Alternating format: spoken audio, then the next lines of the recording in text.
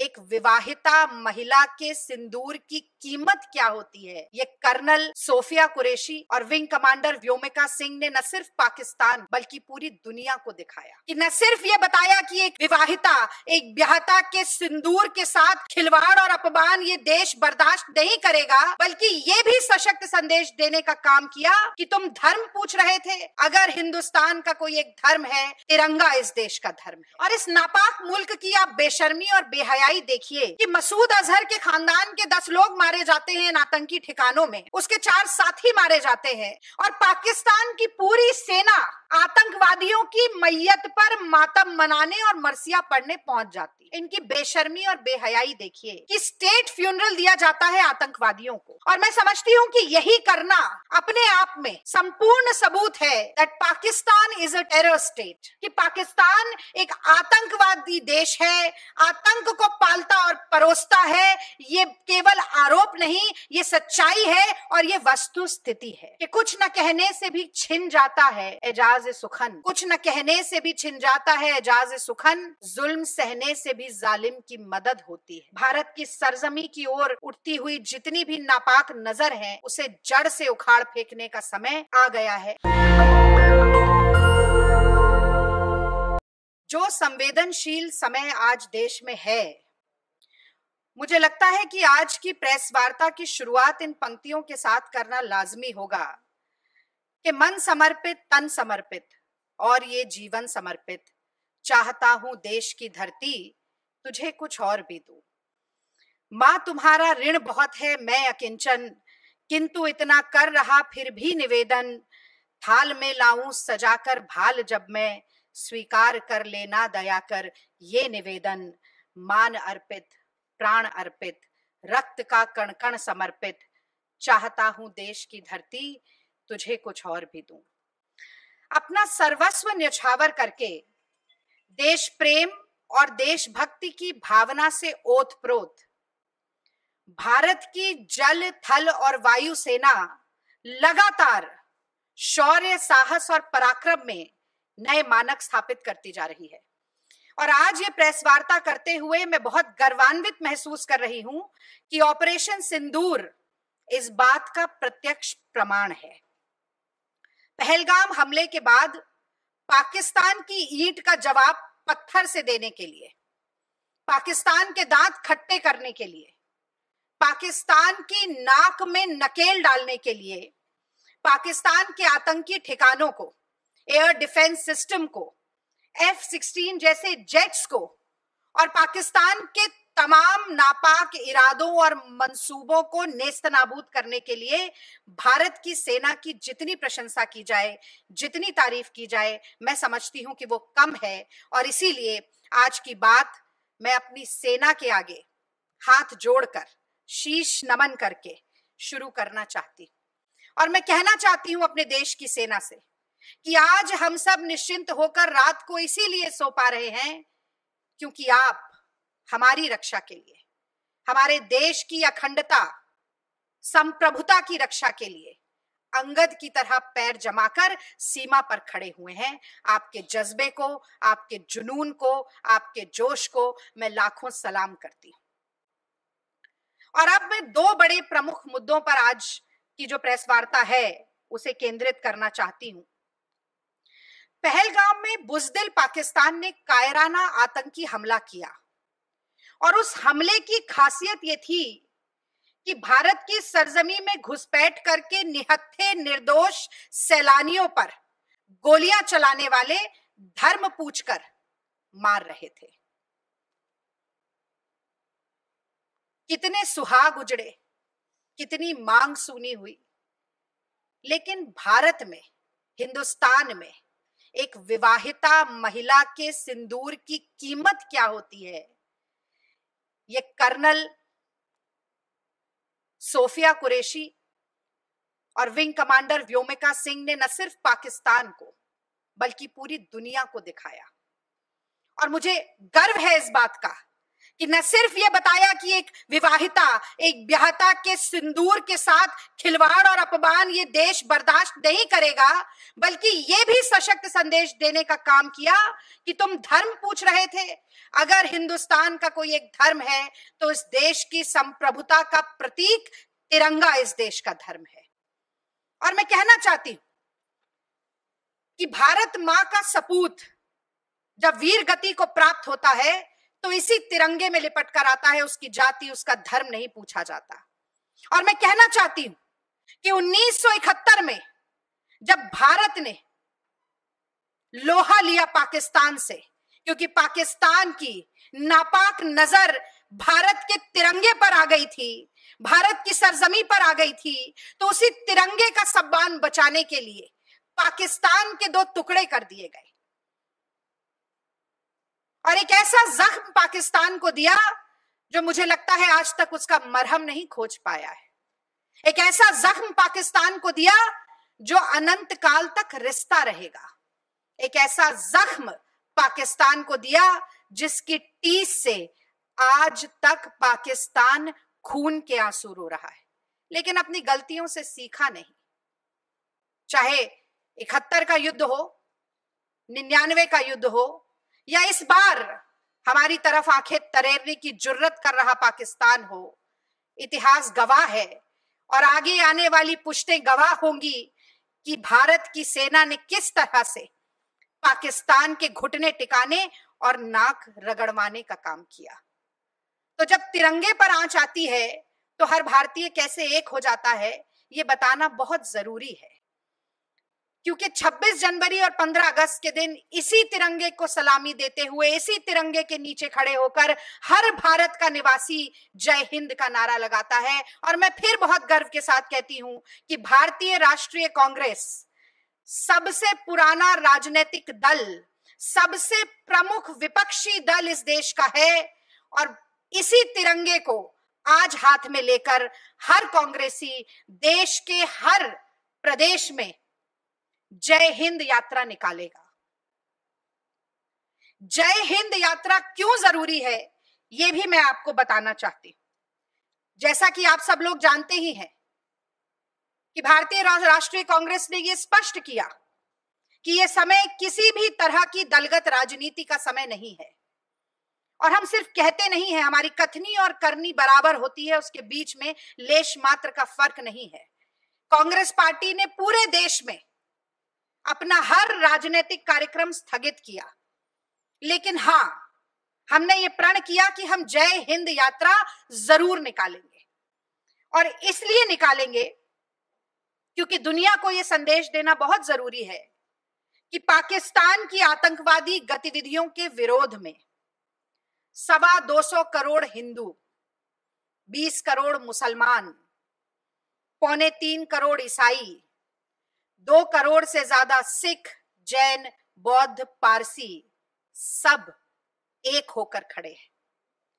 पहलगाम में धर्म के आधार पर चिन्हित किया गया और धार्मिक स्थल को भी हमारे देश में गुरुद्वारे को निशाना बनाया गया। हमारे सिख भाई बहनों की अस्मिता को निशाना बनाया गया। ऐसे कुत्सित प्रहारों का मुंहतोड़ जवाब देने के लिए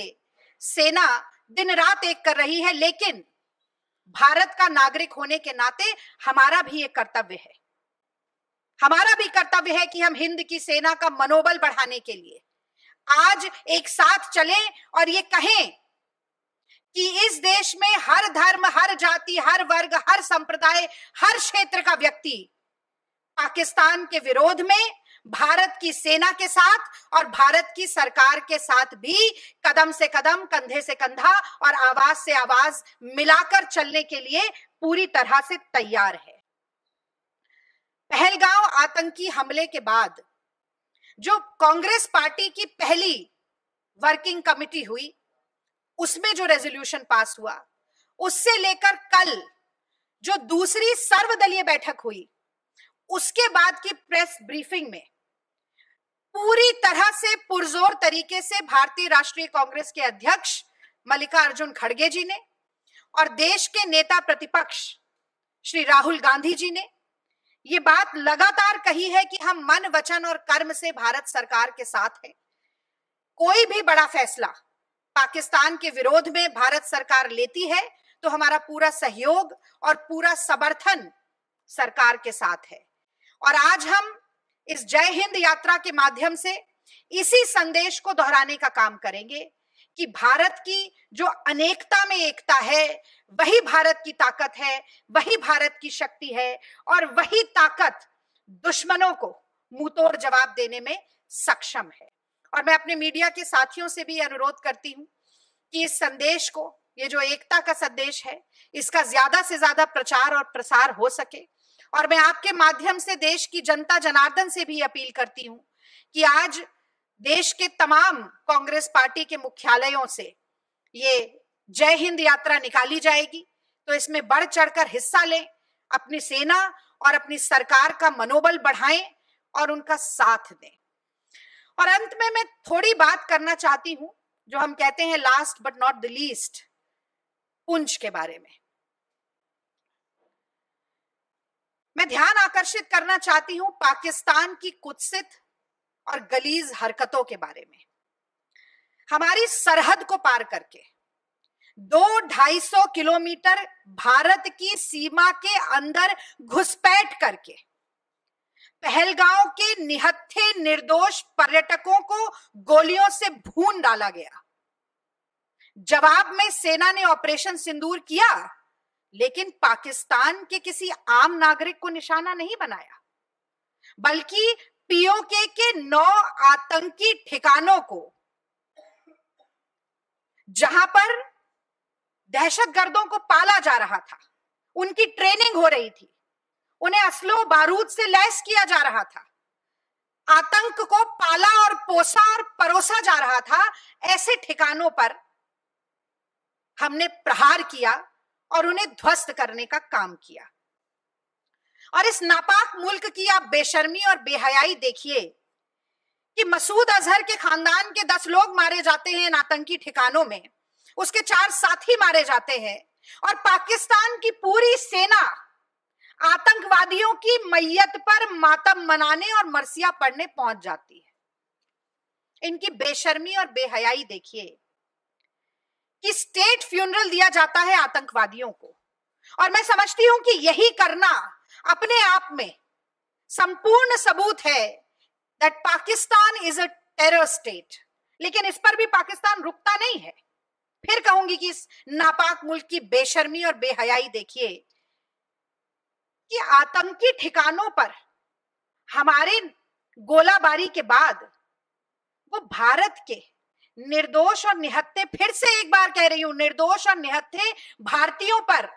कश्मीरियों पर और छोटे छोटे बच्चों पर गोला बारूद बरसाते हैं, कत्लेआम करते हैं, इंसानियत को शर्मसार करते हैं, और कहीं ना कहीं पूरी दुनिया के सामने ये सिद्ध करते हैं कि पाकिस्तान एक आतंकवादी देश है, आतंक को पालता और परोसता है। ये केवल आरोप नहीं, ये सच्चाई है और ये वस्तु स्थिति है। और मैं ये भी कहना चाहती हूं कि बार बार पड़ोसी मुल्क होने के नाते हमने पाकिस्तान के साथ डिप्लोमेटिक रिलेशंस रखे, सामयिक नीति हम बनाते रहे। 1999 मैंने 71 की बात की, मैं 99 की भी बात करती हूं। कारगिल की चोटियों पे खड़े होकर ये दिल मांगे मोर का नारा लगाकर पाकिस्तान की नाक रगड़वाने का काम भारत की सेना ने 99 में भी किया था। उसके बाद भी हमने सामयिक रिश्ते नहीं तोड़े। इतना विश्वास किया पाकिस्तान पर कि आईएसआई को भी भारत में बुला लिया। और पाकिस्तान ने क्या किया? हर बार हमारे विश्वास का घात हुआ, हमारी पीठ पर छुरा घोंपने का काम हुआ। पुंछ में आम कश्मीरियों को मौत के घाट उतारकर, हमारे गुरुद्वारे को निशाना बनाकर, हमारे सैन्य ठिकानों को निशाना बनाकर, और एक बड़ा गंभीर विषय है कि F-16 जेट का भारत के खिलाफ प्रयोग करके, ये वो जेट है जो अमेरिका ने पाकिस्तान को केवल इस शर्त पर दिया था कि आतंकवादी विरोधी गतिविधियों में ही मात्र इसका प्रयोग किया जा सकता है। ऐसे जेट का भारत के खिलाफ प्रयोग करके मैं समझती हूं कि आज दुनिया को यह दिखा दिया है कि आतंक के खिलाफ एक लोकतांत्रिक मानवतावादी देश भारत का क्या रुख है और आतंक का पोषण करने वाले पाकिस्तान का क्या रुख है। और यही कारण है कि कहीं ना कहीं दुनिया के तमाम जो देश हैं वो आज भारत के साथ खड़े होने के लिए धीरे धीरे तैयार हो रहे हैं। और मैं ये मानती हूं कि कुछ न कहने से भी छिन जाता है एजाज सुखन, कुछ न कहने से भी छिन जाता है एजाज सुखन, जुल्म सहने से भी जालिम की मदद होती है। तो वक्त आ गया है कि पाकिस्तान के आतंकी जुल्मों सितम के जितने ठिकाने हैं, जितने ट्रेनिंग कैंप्स हैं, भारत में दहशत और आतंक फैलाने के जो भी मंसूबे हैं, सांप्रदायिकता और धार्मिक तनाव बढ़ाने के जितनी भी कोशिशें हैं, भारत की सरजमी की ओर उठती हुई जितनी भी नापाक नजर है, उसे जड़ से उखाड़ फेंकने का समय आ गया है। मैं मानती हूं कि इस दिशा में बढ़ता हुआ हिंद की सेना और सरकार का हर कदम जो है वो एक बहुत ही जायज और काबिल कदम है और हम उसका समर्थन करते हैं। पर अंत में मैं एक अपील भी भारत सरकार से करना चाहती हूं कि भारत और पाकिस्तान की सीमा के आसपास के जितने गांव और जितने शहर हैं, वहां पर रहने वाले भारतीयों की सुरक्षा को प्राथमिकता देना भी भारत सरकार की ही जिम्मेदारी है। पुंज में जिन लोगों की जान गई, मैं दिल की गहराइयों से उनके प्रति संवेदना प्रकट करती हूं और मैं कहना चाहती हूं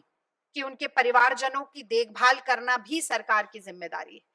मैं कहना चाहती हूं कि जो घायल हैं उनको शीघ्र और अच्छी चिकित्सा मिले, ये भी सरकार की जिम्मेदारी है। पाकिस्तान को उसकी औकात दिखाना तो जरूरी है ही, अपने नागरिकों की जान बचाना भी सरकार की जिम्मेदारी है। आशा है कि इस दिशा में भारत सरकार पुख्ता कदम उठाएगी और आशा है कि निर्दोष भारतीयों के खून के एक एक बूंद, एक एक कतरे का हिसाब भारत की सेना पाकिस्तान से लेगी। और अंत में मैं बस यही कहूंगी कि खून फिर खून है, टपकेगा तो जम जाएगा, जुल्म फिर जुल्म है, बढ़ता है तो मिट जाता है, हम इस जुल्म को मिटा कर रहेंगे। नेशनल दस्तक की आपसे गुजारिश है कि अगर इसको बचाना चाहते हैं तो नेशनल दस्तक को सब्सक्राइब करने के लिए रेड कलर के सब्सक्राइब बटन को दबाएं, फिर बेल आइकन की घंटी दबाएं। नेशनल दस्तक को बचाने के लिए बहुत जरूरी है कि हर खबर को शेयर करें, लाइक करें, कमेंट जरूर करें।